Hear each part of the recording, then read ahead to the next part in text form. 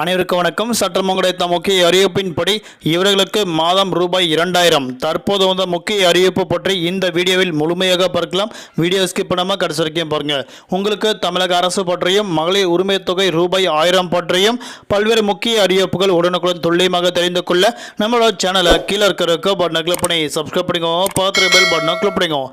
இந்த வீடியோவில் பிடிச்சிருந்தா லைக் பண்ணுங்க. இப்போ வாங்க வீடியோக்குள் போகலாம்.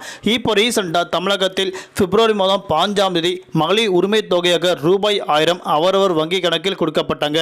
அதாவது ஜனவரி மாதம் எத்தனை நபர்களுக்கு கொடுக்கப்பட்டார்களோ அதை விட கூடுதலான நபர்களுக்கு கொடுக்கப்படும் என தமிழக அரசு அறிவிக்கப்பட்டதன் அடுத்து இந்த மாதம் கூடுதலான நபர்களுக்கு கொடுக்கப்பட்டார்கள்.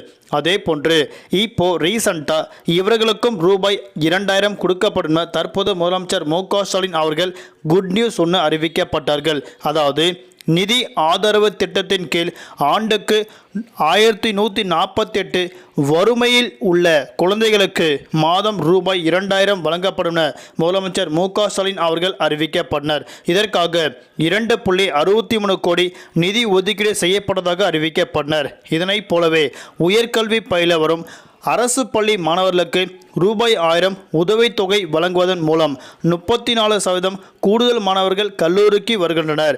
அரசு பள்ளியில் படித்த அனைத்து ஏழை எளிய மாணவர்களுக்கு பயனளிக்கும் வகையில் தற்போது இந்த திட்டம் அறிவிக்கப்பட்டதாக தற்போது கூறப்பட்டனர். அதன்படி இப்போ ரீசெண்டாக மாணவர்களுக்கு ரூபாய் 1000 கொடுக்கப்படுறாங்க, மகளிருக்கு ரூபாய் 1000 கொடுக்கப்படுறாங்க.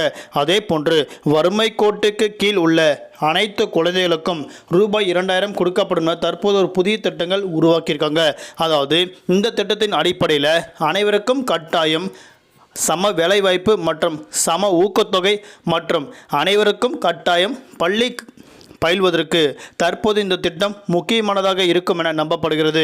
அதன் அடிப்படையில் அனைத்து குழந்தைகளுக்கும், அதாவது குறிப்பிட்ட குழந்தைகள் யாரெல்லாம் வறுமை கோட்டுக்கு கீழ் உள்ளார்களோ அந்த குழந்தைகளுக்கு ரூபாய் 2000 கொடுக்கப்படும். அது எந்த ஒரு மாற்று கருத்துமே கிடையாது. தற்போது நிலவரப்படி பிப்ரவரி மாதம் 5ஆம் தேதி அனைத்து வங்கியிலும் ரூபாய் 1000 கண்டிப்பாக செலுத்தப்படும் என அறிவிக்கப்பட்டதை அடுத்து அவரவர் வங்கி கணக்கில் ரூபாய் 1000 கொடுக்கப்பட்டார்கள். குறிப்பிட்ட நபர்கள் புதிய ரேஷன் கார்டு விண்ணப்பித்து காத்திருக்கும் நபர்களுக்கு கண்டிப்பாக பிப்ரவரி மாதம் கொடுக்கப்பட மாட்டாது. அவர்களுக்கு நாடாளுமன்ற தேர்தல் முடிந்த பிறகுதான் அச்சடிக்கும் பணி ஆரம்பிப்பாங்க. அதாவது ரேஷன் கார்டு அச்சடிக்கும் பணி ஆரம்பிப்பாங்க. அதன் அடிப்படையில் அவர்கள் தகுதியான நபர்களாக இருந்தால் அவர்களுக்கும் ரூபாய் 1000 கொடுக்கப்படும். நன்றி, வணக்கம்.